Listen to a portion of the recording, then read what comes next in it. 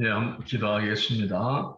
거룩하신 아버지 하나님, 우리 좋은 모임을 통하여서 하나님을 더 깊이 알기를 원하며 또 웨슬레가 우리에게 주었던 많은 것들을 우리가 잘 이해하고 또 우리 현장 목회에서 또 믿음의 선진들이 갔던 그 길을 후배들에게 잘 전달하기를 원합니다. 오늘 모든 순서를 맡은 귀한 종들에게 지혜와 총명을 주시고 오늘 참석한 모든 분들에게도 같은 은혜를 내리어 주시옵소서. 아멘. 마지막까지 하나님 인도해 주실 줄로 믿사옵고 예수님 이름으로 기도하옵나이다. 아멘. 아멘. 아멘. 네, 감사합니다. 오늘 우리가 함께 읽고 또 토론하고 배우려는 설교는 성령의 증거 두 번째입니다. 두 번째 설교는 이제 지난번 설교에 이어서 같은 내용이지만 또 다른 점도 있고 굉장히 이제 기대가 되고요. 1767년에 웨슬리 말년에 이렇게 쓴 설교문이 되겠습니다. 우리 조정남 총장님께서 혹시 들어가기 전에 조금 그렇죠. 말씀해 주시면 좋겠습니다. 2746년에 성령의 증거를 써가지고 우리가 구원을 받았다는 것을 알 수 있는 것, 그 확증은 확신자가 아니라 성령의 증거에 살 수 있는 것이라고 얘기했죠, 결국은요. 그러니까 일반 해석은 신비주의자라고 몰았죠. 그런 비난이 끊기지 않은 거 때리군요. 그래서 20년 후에 다시 한번 쓴 겁니다. 그거 말하기를 이 성령의 증거, 우리가 구원받았다는 확신이 있다는 것은 크리스찬이 가는 특권이야. 특권. 이것이 없다. 그거 같으면 종교는 형식주의에 빠지고 말아. 그것은 메소디스트의 특별한 교리라고 얘기를 하면서 다시 한번 그가 성령의 증거가 뭘 의미하느냐 설명을 한다고요. 그리고서는 거기에 대한 반론들이 있는데 그 반론들을 결정하면서 답변해주고 그리고 마지막으로 이걸 믿는 자들은 어떻게 나가질 것이냐 하는 얘기를 설교에서 말하고 있습니다. 우리가 설교 읽는 가운데서 깨달아 믿고 무엇보다도 나 자신이 그런 성령의 증거, 확신이 있는 그런 체험이 있기를 기원합니다.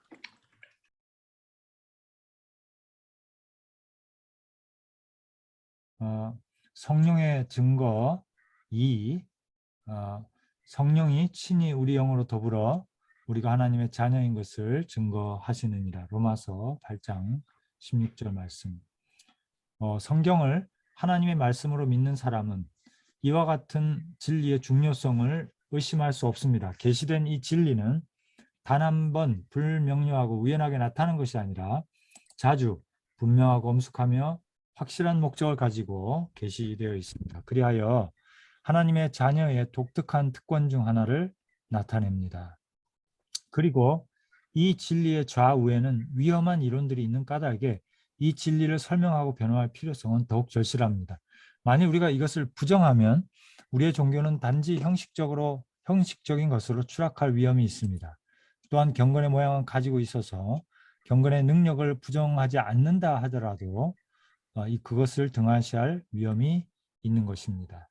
뿐만 아니라 우리가 그것을 인정한다고 해도 무엇을 인정하는지를 분명히 이해하지 못한다면 광신의 무질서에 빠져들기 쉽습니다. 이러므로 하나님을 두려워하는 이런 사람들을 이런 위험에서 지키는 것은 대단히 필요한 일이며 이를 위하여 이 중대한 진리를 성서적이며 이성적으로 설명하고 확증할 필요가 있는 것입니다. 이 주제에 관하여 그동안 명백하게 쓰여진 글이 극히 적었고 또한 이 문제의 그릇된 견해에 대해서 변론하여 잘 설명된 글이 매우 드물기 때문에 이에 대한 논의가 더욱 필요한 것 같습니다. 그리고 의심할 여지가 없는 것은 이 설명들 중 대부분이 자기의 말하는 것이나 자기 확증하는 것도 깨닫지 못하는 사람들의 조잡하고 비성서적이고 비이성적인 설명에 의하여 시도되었다는 것입니다. 이 교리를 명백하게 이해하고 설명하고 변호하는 것은 소위 메소디스트들과 더 밀접하게 관계되는 일입니다. 왜냐하면 이것이 하나님께서 온 인류에게 전하라고 그들에게 주신 증거 중 중요한 일부분인 까닭입니다. 오랜 시간 동안 거의 잊혀졌고 또 상실되었던 이 위대한 복음적 진리가 재발견되고 하나님의 자녀들의 경험에 의하여 확증된 것은 메소디스트들이 성경을 상고할 때 하나님께서 주신 특별한 축복으로 이루어진 것입니다. 예, 여기까지 하겠습니다.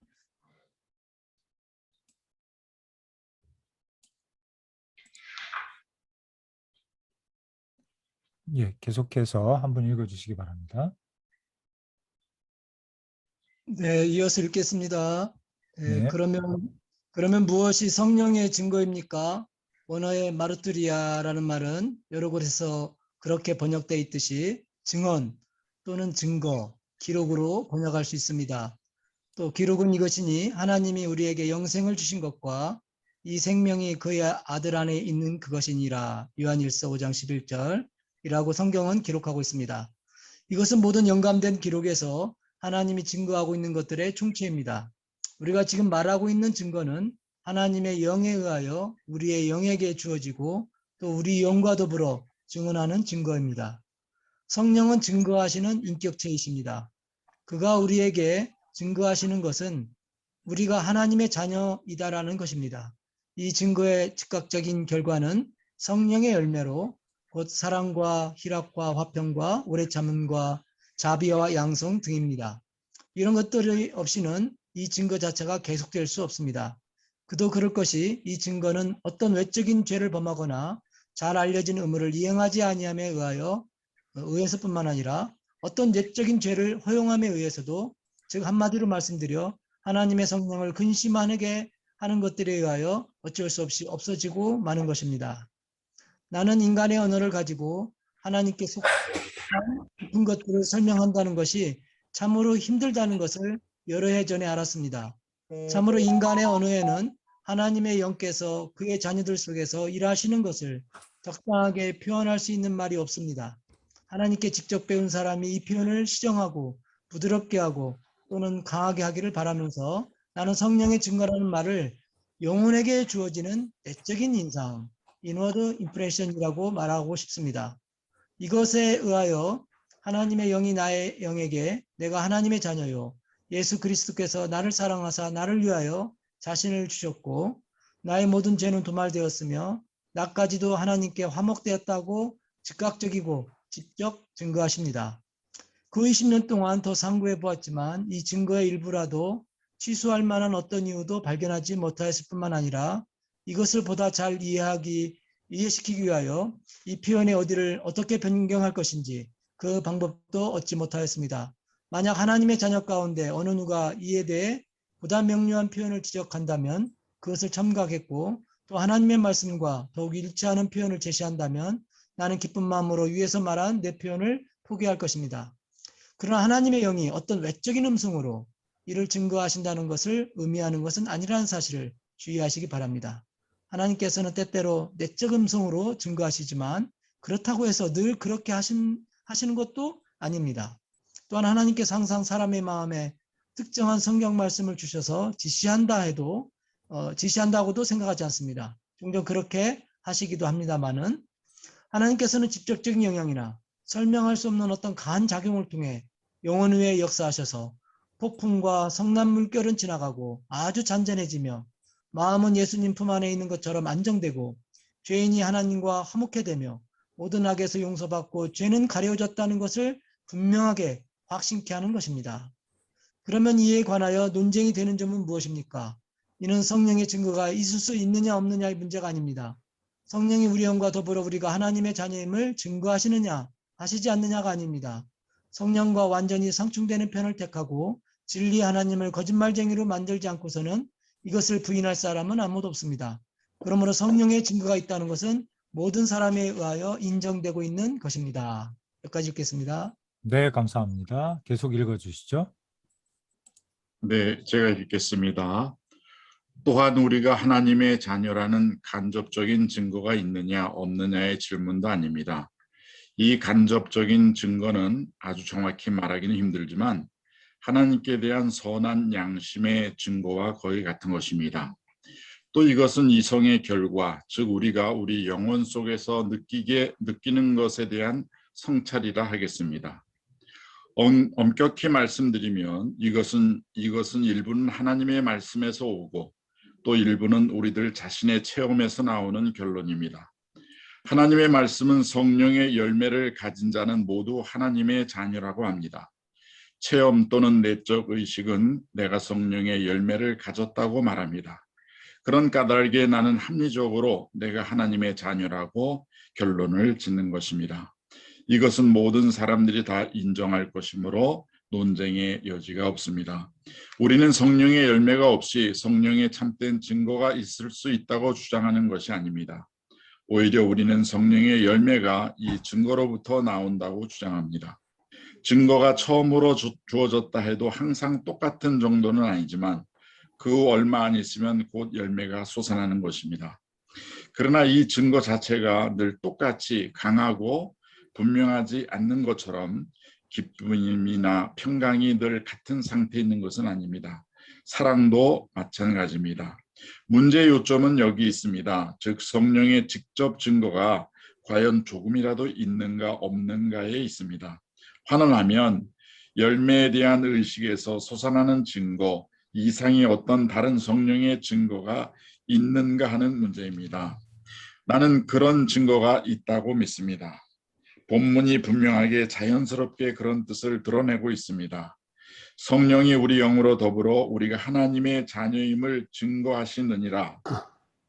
이처럼 같은 것을 함께 증거하고 있는 두 증거가 있음이 분명합니다. 즉 하나님의 영의 증거와 우리 영의 증거입니다. 돌아가신 런던의 감독은 이 말씀을 본문으로 하는 그의 설교에서 본문 말씀이 그 표면에 드러내고 있는 증거를 어떤 사람이 의심할 수 있다는 데 대해 놀라움을 표현했습니다.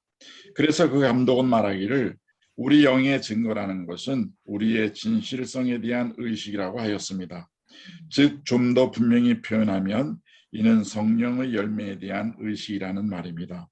우리의 영이 성령의 열매, 곧 사랑, 희락, 화평, 오래 참음, 자비, 양선 등에 대해 의식할 때 우리는 하나님의 자녀다라고 쉽게 추리할 수 있습니다.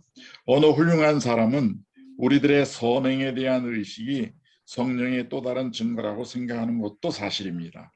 그는 이를 하나님의 영의 증거라고 확신합니다. 그러나 이것은 우리들의 영의 증거, 곧 우리 영의 진실성에 속하는 것입니다. 그와 같이 사도는 우리가 세상에서 하나님의 거룩함과 진실함으로 함은 우리의 양심에 증거하는 바니 이것이 우리의 자랑 기쁨이라고 하였습니다.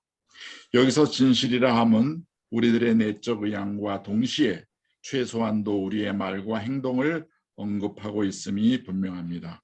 그러므로 이는 다른 증거가 아니요 앞에서 말한 바와 같은 것, 즉 진실함에 대한 의식 중 하나라고 할 수 있는 선행의 의식인 것입니다. 결과적으로는 결국 단 하나의 증거가 있을 뿐입니다. 그러므로 본문이 두 개의 증거를 말하고 있다고 해서 그중 하나는 우리들의 선행의 의식이요 또 하나는 진실함의 의식인 것은 아닙니다. 이것은 모두 우리 영의 증거에 포함되어 있는 것이 분명합니다. 네, 여기까지 읽겠습니다. 감사합니다.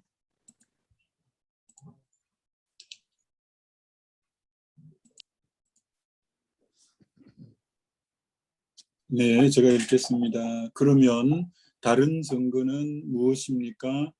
이것은 만약 본문 자체로는 분명하지 못하다면 바로 전절에서 쉽게 알 수 있습니다. 즉 너희는 다시 무서워하는 종의 영을 받지 아니하였고 양자의 영을 받았으므로 아바 아버지라 부르짖느니라 하고 곧 이어서 이 영이 우리의 영과 더불어 우리가 하나님의 자녀임을 증거하시느니라고 하였습니다. 더 나아가서 이 증거는 이와 병행하는 성경 구절에 의하여 잘 설명되었습니다. 너희가 아들인 고로 하나님이 그 아들의 영을 우리 마음에 보내사 아바 아버지라 부르게 하셨느니라. 이것은 연구를 통해 나온 결과나 또는 변론의 결과에서 오는 증거가 아니라 무엇인가 즉각적이고 직접적인 것이 아니겠습니까? 내가 우리의 진실성을 상고하거나 추리하기 전에 그 영이 주어지는 순간 그 영이 아바 아버지라 부르짖는 것이 아닙니까? 그리고 우리의 우리가 자세히 들으면 마음을 울리는 말씀이 아닙니까? 위에 본문들은 가장 명백하게 성령의 직접적 증거를 묘사하고 있는 것입니다. 하나님의 영의 정언이 그 자체의 성격으로 보아 우리 영의 정언에 선행되어야 한다는 것은 이런 고찰에 의하여 분명해질 것입니다. 즉 우리가 거룩하다는 것을 의식할 수 있기 전에 우리 마음과 생활이 거룩해져야 하는 것입니다. 또한 우리는 온전히 거룩하여질 수 있기 전에 하나님을 사랑하여야 합니다. 이것이 모든 성결의 근본입니다. 우리는 하나님께서 우리를 사랑하신다는 것을 알기까지는 하나님을 사랑할 수 없습니다. 우리가 사랑하면 그가 먼저 우리를 사랑하셨습니다. 그리고 하나님의 영이 우리 영에게 증거하시기 전에는 우리들에 대한 하나님의 사랑을 알 수 없는 것입니다. 그렇게 되어야만 이것을 믿을 수 있으며 다음과 같이 말할 수 있게 됩니다. 이제 내가 사는 것은 나를 사랑하사 나를 위하여 자기 몸을 버리신 하나님의 아들을 믿는 믿음 안에서 사는 것이라. 그때에만 우리의 분깃이 그의 보혈에 있음을 느끼고 말할 수 없는 기쁨으로 외칩니다. 당신은 나의 주시며 나의 하나님이십니다. 하나님의 영의 증거는 하나님에 대한 사랑과 모든 거룩보다 선행되어야 하는 것이므로 따라서 하나님의 영의 증거도 이에 대한 우리들의 의식에 선행되어야 합니다. 이 성서적 교리를 확인하기 위하여 하나님의 자녀들의 체험을 말씀드리는 것이 좋겠습니다. 이것은 두세 사람이 소수 체험이 아니라 셀 수 없는 많은 사람들의 체험입니다. 이 교리는 이 시대뿐 아니라 온 세대에 있어서 구름대 같은 현재와 과거의 많은 증인들에 의하여 확인되고 있는 것입니다. 더 나아가 이것은 여러분이나 나의 체험에 의하여 확인되고 있습니다. 성령은 나의 영에게 나는 하나님의 자녀라고 증거하시고 이에 대한 증거를 주셨습니다. 그리하여 나는 곧이어 아바 아버지여 라고 외쳤습니다. 나는 여러분이 그랬듯이 어떤 성령의 열매를 생각하고 의식하기 전에 이렇게 행한 것입니다. 이 증거를 받는 때부터 사랑과 희락과 화평 등 성령의 모든 열매가 넘쳐 흘렸습니다. 처음으로 나는 들었습니다. 너의 죄는 사하여졌느니라. 너는 용납되었다. 나는 들었노라. 그러자 그 마음에선 천국이 솟아 올랐도다. 그러나 이 고백은 먼저 하나님의 자녀들의 체험을 통하여 직접적인 증거가 있기 전에는 그들이 하나님의 사랑 안에 있다는 것을 결코 몰랐었노라고 언명하고 있습니다. 뿐만 아니라 이것은 죄를 깨닫고 그들에게 머물러 있는 하나님의 진노를 느끼는 자들에 의해서도 확정되었습니다. 이들은 하나님의 영의 직접 증거, 하나님은 자비하셔서 불의한 자에게도 죄와 허물을 더 이상 기억하지 않는다고 하시는 성령으로서의 직접적인 증거가 아니고서는 만족할 수 없는 것입니다. 이들 중에 어떤 이에게 하나님께서 당신에게 사랑과 희락과 화평을 허락해 주신 것을 돌이켜 생각해 보면 당신이 하나님의 자녀임을 알 수 있을 것이다 라고 말해 보십시오.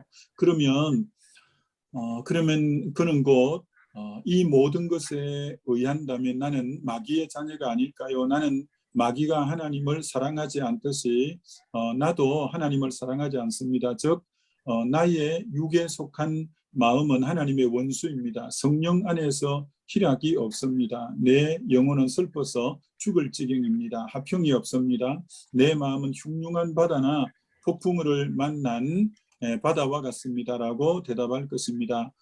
이런 영혼들이 하나님의 증거 곧 저들의 그 마음이나 생활에 의해서 선하다든가 진실하다든가 성경에 일치한다든가 하는 증거가 아니라 하나님께서 경건치 않는 자를 의롭게 하시느니라 하시는 그 증거에 의하지 않고서 그 외에 어떤 방법으로 위로를 받을 수 있겠습니까? 사람은 그가 의롭다함을 얻기 전에는 완전히 경건치 못하며 참다운 성결이 부재하는 존재가 아닙니까?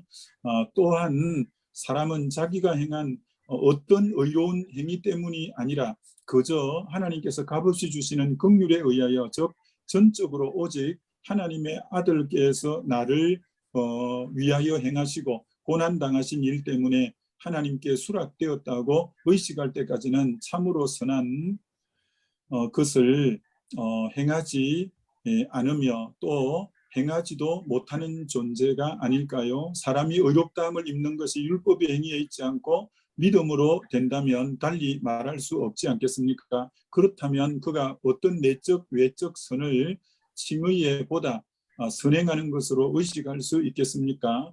우리들이 그리스도 예수 안에 있는 구속으로 말미암아 하나님의 은혜로 값없이 의롭다 하심을 얻기 전에는 지불할 것이라고는 아무것도 가지고 있지 못한 것이 아니겠습니까? 즉 우리 안에는 선한 것이 아무것도 없고 본질적으로 필수 불가결한 선은 외적인 것이나 내적인 것 그 어느 것도 없다는 것을 의식하고 있지 않습니까? 사람이 다음과 같은 지점 곧 나는 이것 외에는 아무 변명도 하지 않으렵니다. 주여 나는 멸망으로 정죄된 몸입니다. 그러나 당신은 죽으셨지요 하는 상태에 도달하기 전에 의롭다함을 입은 사람이 있습니까? 그렇게 될 수 있습니까? 예, 여기까지 하겠습니다. 네, 제가 읽겠습니다. 8번부터 그러므로- 읽어주시면 감사하겠습니다. 네네. 네, 8번 읽겠습니다. 그러므로 이런 증거가 있다는 것을 부인하는 사람은 결국 믿음으로 말미암는 칭의를 부인하는 것입니다. 이것은 의롭다 하심의 경험을 하지 못한 것이거나 아니면 옛적에서 깨끗함을 받은 것과 전에 죄에서 씻음 받을 때 가졌던 그때의 체험 및 그때 하나님이 역사하셨던 모습을 베드로가 말한 것과 같이 잊고 있다는 얘기입니다. 세상 사람들의 경험을 보아도 하나님의 자녀들의 이 체험은 확인됩니다. 많은 사람들이 하나님을 기쁘게 하려고 합니다. 어떤 이는 고통을 겪으면서까지 그렇게 합니다. 그러나 그들 중 누가 자기의 죄를 용서함 받은 것을 알고 있다고 말하면 가장 어이없는 일로 여기지 않겠습니까? 그들 가운데 이 사실을 믿는 척이라도 하는 사람이 있습니까? 아직도 그들 중 다수는 스스로의 진실성을 의식하고 있습니다. 그들 대부분은 자기들의 영의 증거, 즉 그들 자신이 옳다고 하는 의식을 어느 정도 의심 없이 가지고 있습니다. 그러나 이것이 그들에게 용서함을 받았다는 의식, 즉 하나님의 자녀라는 지식을 가져다 주지는 않습니다. 그렇습니다. 이것을 알지 못하기 때문에 저들은 진실해지면 진실해질수록 일반적으로 더욱 불안해합니다. 따라서 본문은 우리가 용서함을 받고 하나님의 자녀가 되었다고 하는 사실이 하나님께서 우리가 당신의 자녀라고 직접 증거하시는 일 없이 우리 영의 증거만 가지고는 도저히 만족스럽게 깨달아질 수 없다는 것을 명백히 가르쳐주고 있는 것입니다. 그러나 이에 대하여 많은 반대가 있습니다. 그 중에서 몇 가지를 생각해 보는 것이 좋을 줄 압니다. 첫째로 성경에 기초하지 않는 교리를 체험으로 증명한다는 것은 충분하지 못하다라는 주장이 있습니다. 이 말은 의심할 여지가 없이 옳은 것이며 진리입니다. 그러나 이 말은 지금의 문제에 해당될 수 없습니다. 왜냐하면 성경에 그 교리의 기초가 잘 나타나 있기 때문입니다. 그러므로 체험은 이 교리를 입증하기에 충분합니다. 그러나 미친 사람들, 프랑스의 예언자들과 그 외의 여러 종류의 광신자들은 자기들이 이 증거를 체험하였다고 상상합니다. 그들 중 적지 않은 수가 오래 지속하지는 못하였지만 그런 체험을 하였을 것입니다. 그러나 저들이 체험하지 못했다고 해서 다른 사람들까지도 이것을 체험하지 못하였다고 할 수는 없는 것입니다. 이는 마치 미친 사람이 자기를 왕이라고 상상한다고 해서 진짜 왕이 없다는 증명은 되지 않는 것과 같습니다. 이 체험을 열렬히 변호하던 사람들 중 많은 사람이 성경을 비난하게 되었다라고 말하는 사람이 있습니다. 아마 그랬을 겁니다. 그러나 반드시 그렇다고만 할 수는 없습니다. 이 증거를 사모하는 수천의 사람들이 성경에 대해 매우 존경심을 가지고 있습니다. 또 이 교리 때문에 많은 사람이 치명적으로 자신을 속이며 허세를 부리게 되었다는 비난이 있기도 합니다. 그러나 사람들이 이 교리를 남용하여 자신을 파멸로 이끌었다고 해서 성서적인 교리 자체가 잘못된 것은 아닙니다. 여기까지 읽겠습니다. 네, 감사합니다.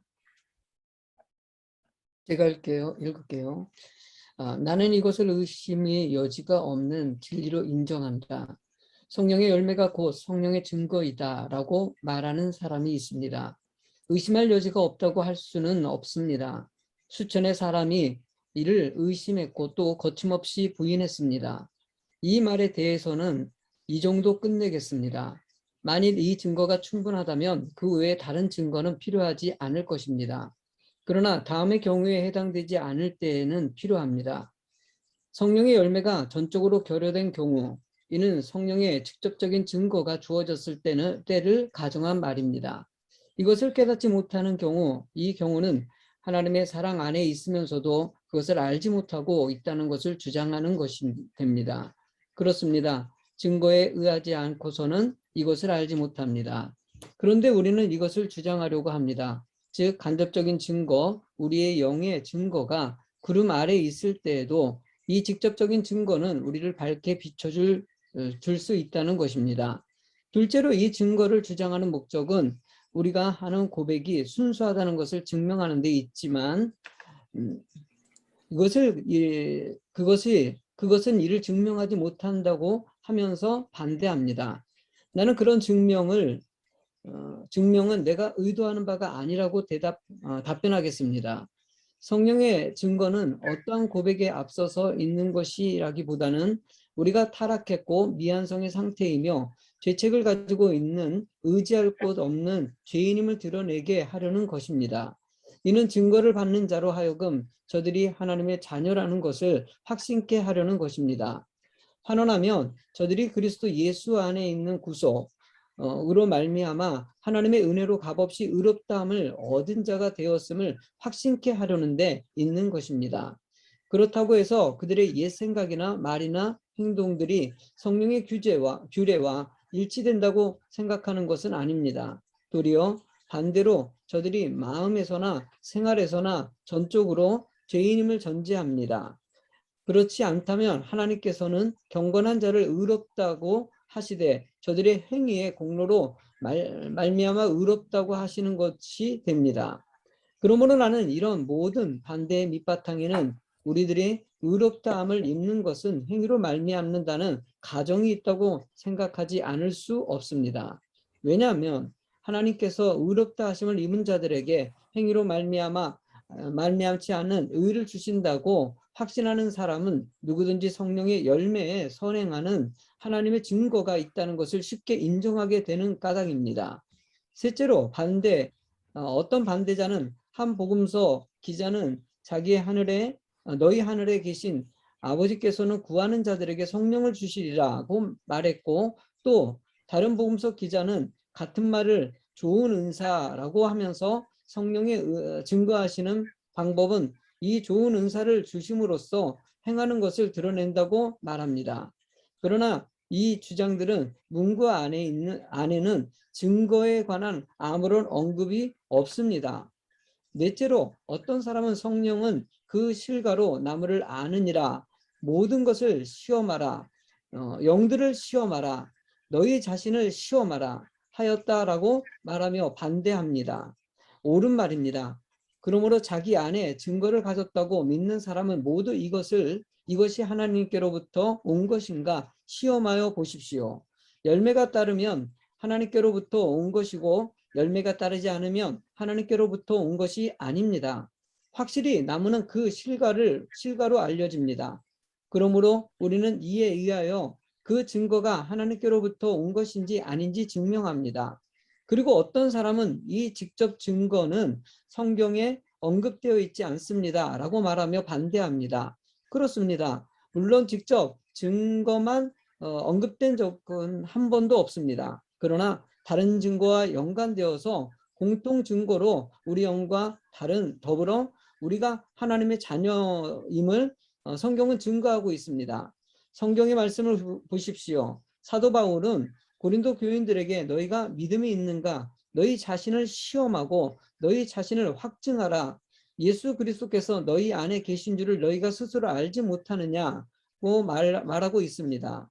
그러므로 그들이 고린도 교인들의 간접적인 증거뿐만 아니라 직접적인 증거로도 그리스도가 내주하는 것을 몰랐다고 하는 것은 분명 말이 되지 않습니다. 먼저 내적 의식에서 의해서 그리고 그 다음에 오는 사랑과 희락과 화평 등에 의한 성령의 증거를 몰랐다는 것은 말이 안 되는 것입니다. 여기까지 하겠습니다. 감사합니다. 7번입니다. 제가 읽겠습니다. 그러나 외적, 내적 변화에서 일어나는 증거는 부단히 성경 안에 언급되어 있다고 합니다. 그렇습니다. 우리는 성령의 증거를 확인하기 위하여 그것에 대해 부단히 언급합니다. 이로써 성령의 역사를 망상과 구별하기 위하여 여러분이 열거한 특징은 우리 모두 우리의 안과 위에서 이루어지는 변화를 말하고 있다고 하는 사람도 있는데 진실로 그렇습니다. 반대자들은 성령의 직접적인 증거는 가장 큰 망상에 빠지는 것을 막지 못합니다. 즉, 자신의 증거를 신뢰할 수 없는 때에 이런 직접적인 증거가 그 사람에게 믿어지겠습니까? 증거가 확언하는 것을 증언하기 위하여 어떤 다른 것으로 비약해야 된다는 말입니까? 하고 말입니다. 나는 답변합니다. 우리가 어떤 미혹에 빠지는 것을 막고 보호하기 위하여 하나님께서는 우리가 하나님의 자녀라는 두 가지 증거, 곧 직접적인 증거와 간접적인 증거를 주시는 것입니다. 이 두 증거는 합동으로 증거합니다. 그러므로 하나님이 짝지어 주신 것을 사람이 나누지 못할지니라. 이 두 가지 증거가 연합되어 있는 동안에는 우리들이 미혹당할 수 없는 것입니다. 우리는 그 증거들을 믿을 수 있습니다. 그 증거들은 신뢰하기에 아주 적당한 것으로 또 다른 증거를 필요로 하지 않습니다. 직접 증거는 다만 확언만 하고 아무것도 증명하지 못한다고 말하는 사람도 있습니다. 그러나 두 증거에 의하여 모든 말씀은 성립됩니다. 그러므로 성령께서 우리 영과 더불어 증거하실 때 하나님이 목적하신 대로 우리가 하나님의 자녀인 것을 충분히 확인하는 것입니다. 여섯째로 반대자들은 당신이 변화를 가지고 있다는 것은 우리 구주께서 십자가상에서 당하신 그런 심한 시련의 경우가 아닌 한 충분한 근거가 된다. 사실 우리가 그런 모양의 시련을 당하는 일은 있을 수 없다고 합니다. 그러나 나는 말하지만 여러분이나 나 또한 다른 하나님의 아들도 그런 모양으로 시험을 당할 수 있습니다. 다만 성령의 직접적인 증거가 없이는 우리들이 하나님의 자녀라는 신뢰를 유지할 수는 없을 것입니다. 마지막으로 반대자들이 이것을 가장 열렬히 주장하는 사람들은 아주 거만하고 누구보다 사랑이 없는 부류의 사람들이다 라고 비난합니다. 아마 아주 과격한 사람이라면 거만하고 사랑이 없을지도 모르겠습니다만 이를 아주 견고히 주장하는 사람들의 대부분은 내적으로나 외적으로 아주 온유하고 겸손합니다. 즉 어린 양과 같은 주님의 참다운 추종자들인 것입니다. 위의 반대는 내가 들은 것 중에서 가장 그럴듯한 것으로 상당한 설득력을 가지고 있다고 생각합니다. 그러나 나는 누구든지 이런 반대와 답변을 함께 조용히 공정하게 고찰해 본다면 그것들이 하나님의 영께서 직접 또는 간접으로 우리들이 하나님의 자녀라고 증거하신다는 이 위대한 진리의 사실을 약화시키거나 파멸시키는 것이 아니라는 것을 쉽게 깨달을 수 있으리라고 생각합니다. 여기까지 읽겠습니다. 네. 혹시 아직 읽지 않으신 분이 계시면 좀 참여해 주시면 좋겠습니다. 제가 읽겠습니다. 네. 이 모든 것을 요약하면 이렇습니다. 즉 성령의 증거는 신자의 영혼에 주어지는 하나의 내적 인상입니다. 이에 의하여 하나님의 영은 저들의 영과 더불어 저희가 하나님의 자녀임을 증거하는 것입니다. 여기서는 성령의 증거가 있느냐 없느냐가 문제되지 않았습니다. 문제는 어떤 직접적인 증거가 있느냐 없느냐인데 다른 말로 하면 성령의 열매의 의식에서 일어나는 증거 이외에 다른 어떤 증거가 있느냐 없느냐였습니다. 우리는 그런 증거가 있다고 믿습니다. 왜냐하면 이것이 본문에 자연스럽게 나타난 명백한 뜻이며 또한 앞절의 말씀이나 이와 병행되는 갈라디아서의 말씀에 더 잘 설명되어 있기 때문입니다. 또한 그 자체의 성격으로 보아서 이 증거는 그 열매보다 먼저 있어야 하기 때문입니다. 그리고 이 하나님의 말씀의 분명한 의미는 수없이 많은 하나님의 자녀들의 체험에 의하여 확증되는 까닭입니다. 그렇습니다. 죄를 깨닫는 자나 이 직접적인 증거를 찾기까지 안정을 느낄 수 없었던 자들의 체험에 의하여 확증됩니다. 아니, 세상의 자녀들, 곧 증거를 가지지 못하고 죄가 용서함 받은 것은 아무도 알 수 없다고 말하는 사람들의 체험에 의해서까지도 확인되는 것입니다. 여기에 반하여 이 교리를 다음과 같이 반대하는 사람도 있었습니다. 성경에 의하여 지되지 않는 교리를 증명하기에는 체험만으로는 부족하다. 미친 사람이나 여러 광신주의자들이 이런 증거를 상상한다. 성령의 증거의 목적은 우리들의 고백이 순수하다고 증명하는 데 있다. 그렇지만 그 증거는 그 목적과 합치하지 않는다. 성경은 말하기를 열매로 나무를 알지니라고 하였고 또 너희 자신을 시험하고 너희 자신을 확증하라고 하였다. 이 직접적인 증거는 하나님의 모든 책에는 결코 언급된 바가 없다. 이것은 우리가 가장 큰 망상에 빠지는 것을 막지 못한다. 그리고 마침내는 그리스도께서 홀로 당하신 그런 시련의 경우가 아닌 한 우리 속에 이루어진 변화가 넉넉한 증거가 된다. 우리는 이에 답변합니다. 시험이라는 것은 성경에 근거한 교리를 확증하기에 넉넉합니다. 많은 사람들은 자기네들이 경험하지 못한 것을 경험한 듯이 상상하지만 이것은 참 체험에 대한 편견은 될 수가 없습니다.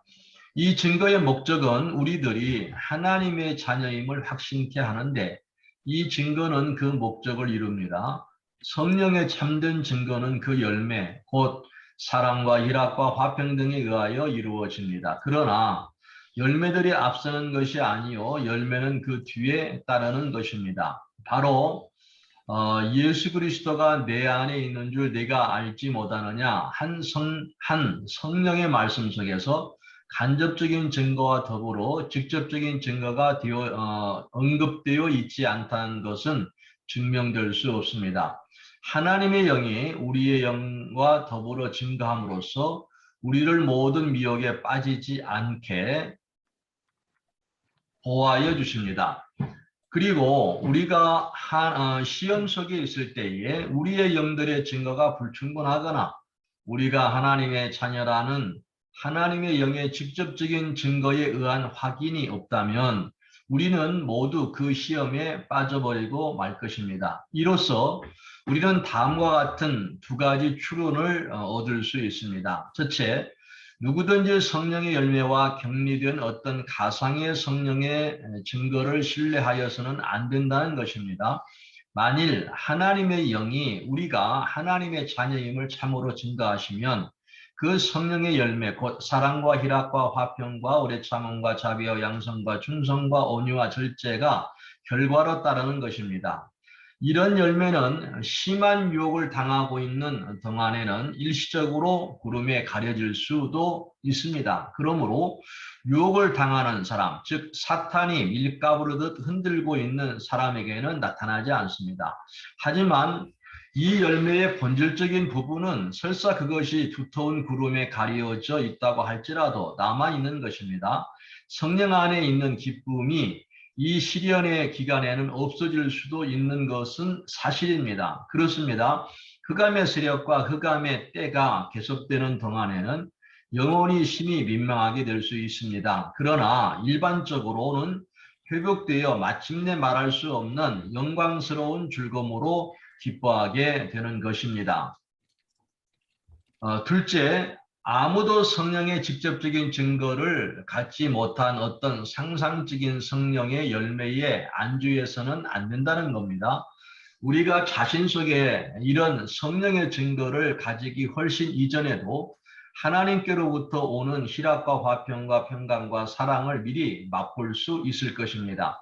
즉 하나님의 영이 우리의 영과 더불어 우리가 예수의 보혈로 인한 구속 곧 죄사함을 얻느니라고 증거하시기 전에도 이런 화평과 희락과 사랑을 예상할 수 있습니다. 그렇습니다. 우리가 주 안에서 구원받아 마침내는 이 구원에 대한 증거를 가지기 전에도 어느 정도의 오래 참음과 양성과 중성과 온유와 절제를 가질 수 있습니다.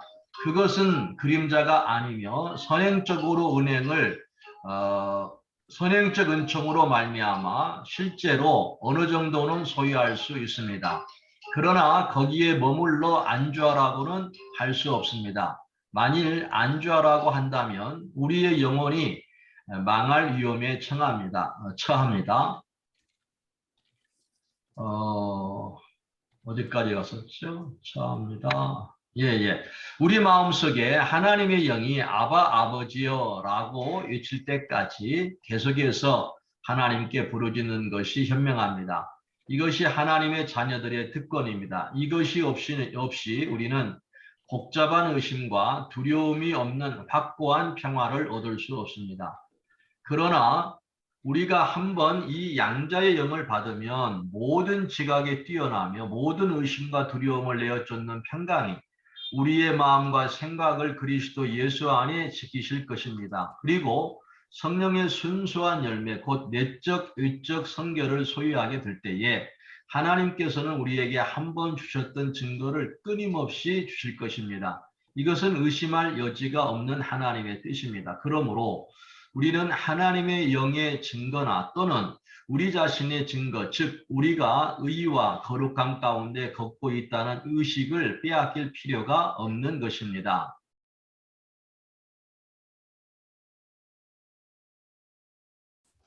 예,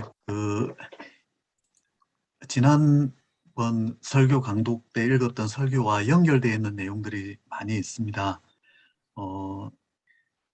첫 번째 단락 1, 2번에서 보면 성령의 증거는 분명히 성경이 말씀하시는 진리임에도 불구하고 이 진리의 좌우에는 위험한 이론들이 있기 때문에 그걸 바르게 이해하지 않으면 안 된다 이러면서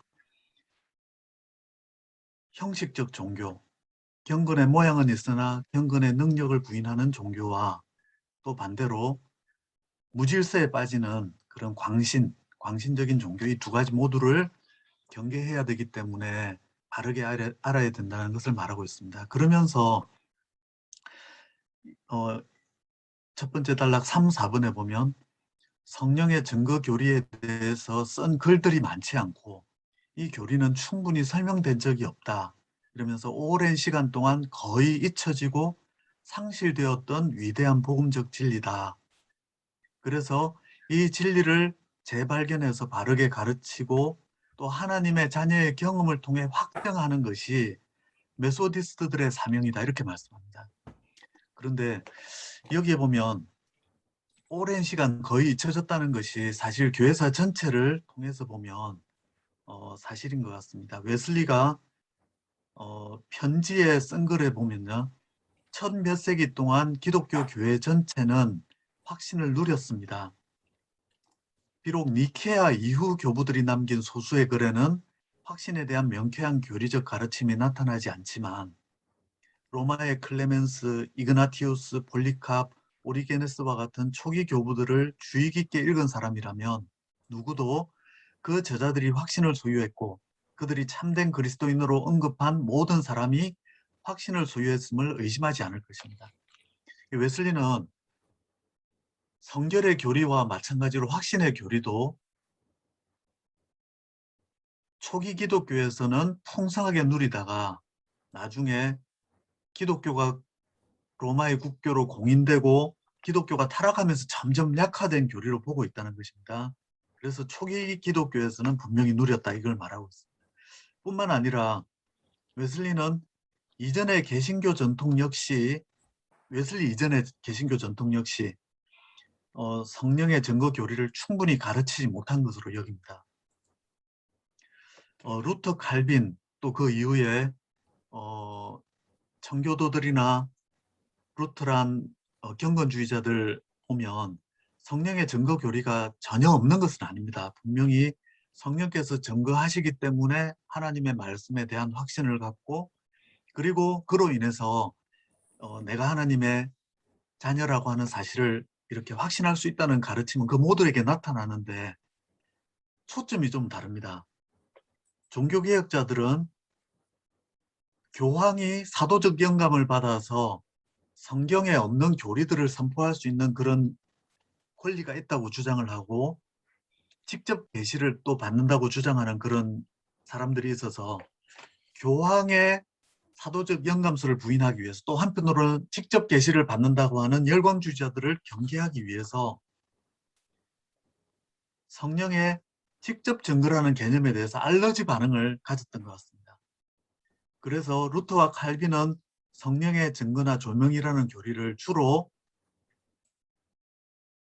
교회의 권위를 성경의 권위 위에 두었던 가톨릭의 주장, 또 성령의 직접 계시를 주장하는 개신교 열광주의를 반대하기 위한 논증으로 사용했습니다.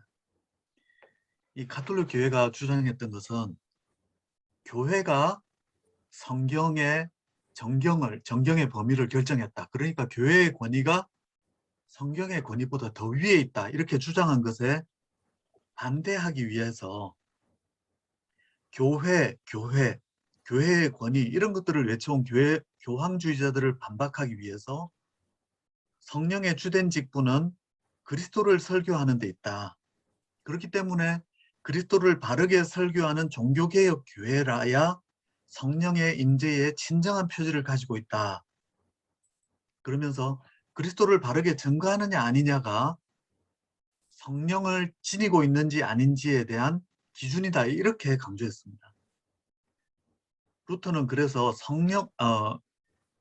가톨릭의 권위 위에 말씀의 권위, 복음을 바르게 증거하는지 아닌지, 그것이 바로 참된 성령의 표지다. 성령을 가지고 있다는 것의 표지다. 이것을 강조했습니다. 또 한편으로 성령 반복하면서 성경이 없어도 직접 계시가 있다고 하는 그런 칼슈타트나 민처 같은 개신교 열광주의자들을 반박하기 위해서 하나님은 말씀 없이 역사하시지 않는다. 이렇게 강조한 것이죠. 칼빈으로 넘어가 보면 칼빈 역시 그 당시의 시대상 때문에 어쩔 수 없이 이 부분을 강조합니다. 하나님의 말씀의 권위가 인간의 결정에 의존하는가? 또 교회가 먼저 있었는가 아니면 하나님 말씀이 먼저 있었는가? 에베소서 2장 20절에 보면 교회는 사도들과 선지자들의 터 위에 세우심을 입었다. 여기 보면 교회가 먼저 있었던 것이 아니라 사도들과 선지자들의 가르침이 먼저 있었고 그 가르침에 의해 교회가 생겨났기 때문에 말씀이 교회보다 더 권위를 가지고 있다는 것을 강조하면서 교회는 말씀을 승인하는 것이 아니라 받들어 존중하는 것이다. 그러면서 성경은 자정한다. 맨 아래 문단에 보면 이게 무슨 말씀이냐면 다른 하나님의 말씀이 아닌 말씀들을 우리가 읽을 때는 거기에서 하나님의 음성이 들려오지 않는데 성경은 하나님의 말씀이기 때문에 성경을 읽을 때는 거기서 하나님의 음성이 들려온다. 그래서 우리가 성경이라고 이것이 성경이라고 해서 성경으로 정해지는 것이 아니라 하나님의 말씀인 성경을 읽을 때는 하나님의 말씀이 들려와서 그것이 스스로 하나님의 말씀임을 증거하기 때문에 우리는 하나님의 말씀임을 알게 된다. 이렇게 말합니다. 그래서 성령의 증거라고 하는 것을 칼빈 역시 성경을 읽을 때는 하나님의 음성이 들려온다. 그것이 바로 성령의 증거라고 연결시키는 것입니다. 그렇게 보면 종교개혁자들은 성령의 증거 교리를 성경이 하나님의 말씀이라는 것을 확증하는 교리로 주로 강조했다는 것입니다. 다음 페이지로 넘어가면요. 그런데 웨슬리는 성령의 증거 교리를 성경의 권위와 연결시키는 것에만 한정짓지 않고요. 성령의 직접적인 증거는 하나님께서 우리 마음에 하나님의 사랑을 증거하시는 증거이기 때문에 바로 이것이 구원의 확신의 교리와 직접적으로 연결된다고 가르쳤습니다. 또 두 번째 단락 네 번째 보면요. 이 성령의 직접 증거는 성경 구절에 대한 깨달음과 연결할 수도 있지만 성경 구절에 대한 깨달음과만 연결시키는 것이 아니라 성령께서 우리 마음에 직접 주시는 그런 증거이기 때문에 성경 구절을 깨달음으로 내가 하나님의 자녀구나 하고 이렇게 연결 짓는 간접적인 그런 깨달음과 연결 짓지 않을 수도 있다. 성령께서 우리에게 직접 내적 인상을 주신다는 것입니다. 그런데 루터 칼빈의 신학에서 성령의 증거는 성경의 내용이 하나님의 권위 있는 말씀이라는 걸 확신하기 때문에 그 권위 있는 말씀에 비추어 보았을 때에 그 모든 말씀을 내가 확신할 수 있고 그래서 성경을 매개로 하는 간접적 확신은 강조되면서도 성령께서 우리 속에 그런 직접적인 확신을 주신다는 것에 대해서는 아주 모호하게 이렇게 연결됩니다. 성령의 직접적 증거가 나타나지 않고요. 성경을 통한 간접적 증거만이 강조되고 있다는 것입니다. 루터 칼빈의 신학에서 믿음을 강조하거나 성령께서 증거하신다는 것을 강조할 때 루터 칼빈은 그것을 아주 긍정적으로 묘사하지만 그런 믿음이나 성령의 역사가 신자 속에서는 죄로 인해서 방해받고 의심으로 인해서 방해받고 신자는 하나님께 반역한다는 사실 때문에 계속해서 믿음이나 성령의 역사가 신자 속에 있는 죄로 인해서 방해받는다고 하는 강조점이 동일하게 나타납니다. 그뿐만 아니라 성령께서 역사하심으로 우리가 믿음을 갖고 하나님 자녀됨을 확신한다고 하는 그런 교리와 충돌하는 또 다른 교리가 이중예정인데 그건 우리가 스스로 주관적인 확신을 갖는다고 해서 그 주관적인 확신이 100% 믿을 수 있는 것이 아니라 하나님은 우리 자신의 선행이나 심지어 믿음의 여부와도 상관없이 선택하시기도 하고 유기하시기도 한다고 가르치기 때문에 이런 구원의 확신의 교리가 이중예정의 교리와 충돌하면서 루터 칼빈의 교리 속에는 확신의 교리를 스스로 약화시키는 그런 교리가 내재한다는 것입니다.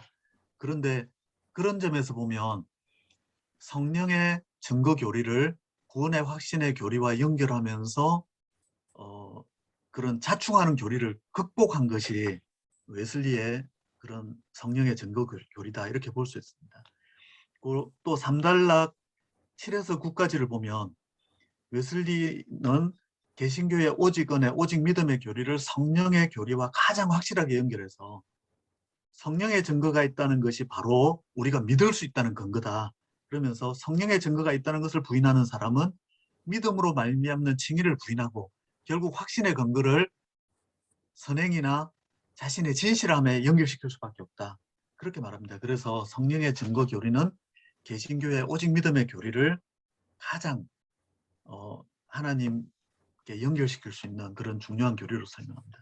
마지막으로 웨슬리는 목회적인 관점에서 아무리 믿음 좋은 신자라 하더라도 세상에서 고난을 당할 때는 그 믿음이 흔들리고 나 자신이 정말 보잘것없이 보이면서 나는 구원받을 자격이 없다 이러면서 자신의 진실성에 근거를 두거나 열매에 근거를 둘 때는 구원의 확신이 흔들릴 수밖에 없지만 아무리 그런 고통 속에 있어도 성령의 증거만큼은 확실하게 우리 마음속에 남을 수 있다는 것을 강조함으로써 오직 은혜의 교리를 신자의 체험에도 가장 철저하게 확실하게 적용한 것이 웨슬리라고 볼 수 있습니다.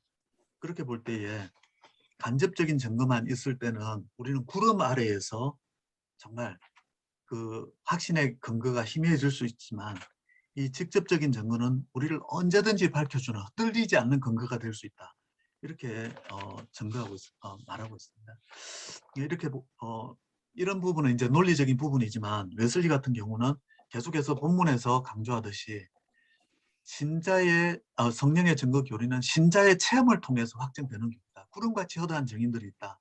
메소디스트들이 바로 그것을 확증하고 있다. 이 부분을 아주 강조하고 있습니다. 지난번에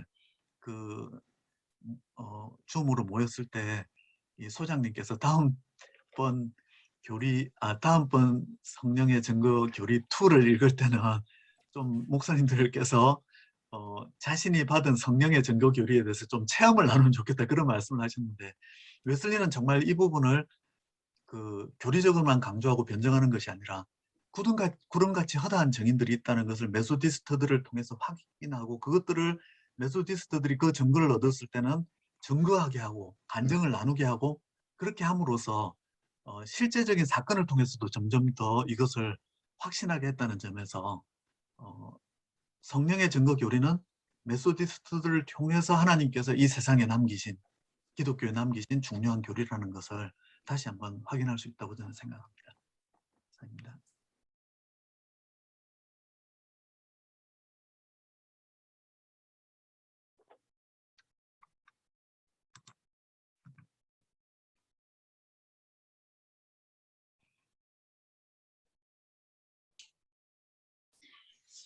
신성철 목사인데요. 네네.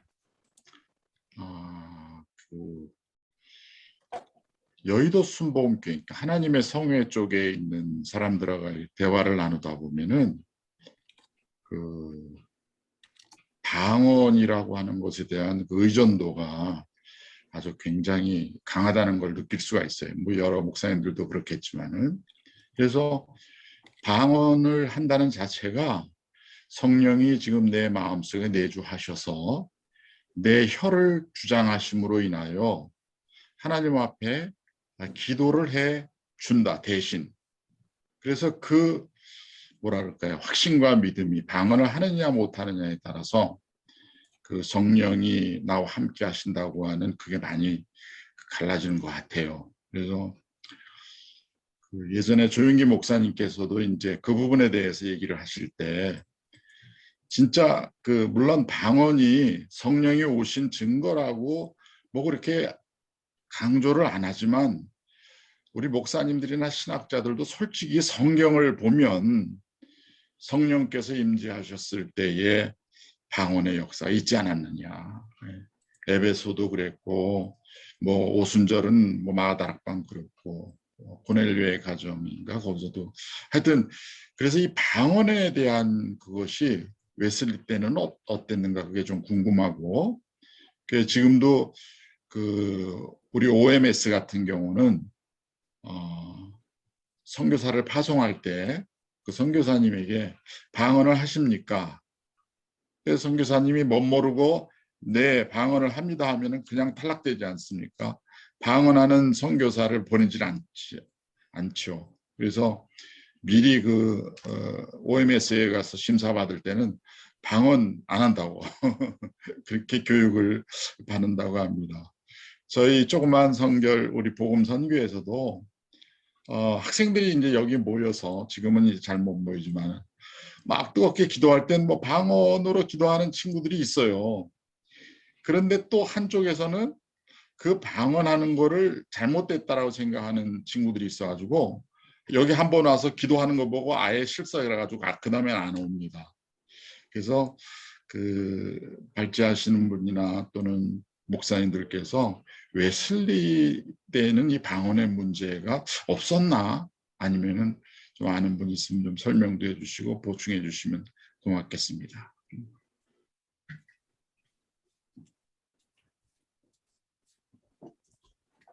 웨슬리는 초자연적인 은사들에 대해서 루터 칼빈 전통은 초자연적인 그런 은사들 말고 그냥 일반적인 은사들 늘 존재해 왔다고 말하는데, 초자연적인 은사는 초대교회로 시대에 성경이 기록되는 시대에 성경에 대한 권위를 확정하기 위한 목적이었기 때문에 초자연적인 은사가 중지됐다고 말하고, 거기에는 뭐 방언이나 이런 것들을 다 포함시킵니다. 그런데 웨슬리 같은 경우는 초자연적인 은사가 계속 지속되고 초자연적인 은사가 중지된 것은 하나님께 대한 사랑이 식었고 성결하지 않기 때문이다, 이렇게 보는 관점에서 방언 역시도 많은 경우 잘못된 방언도 있을 수 있다는 걸 인정하면서 방언에 대해서 그 일지에 기록된 것을 보면 부정적으로 전혀 묘사하지를 않습니다.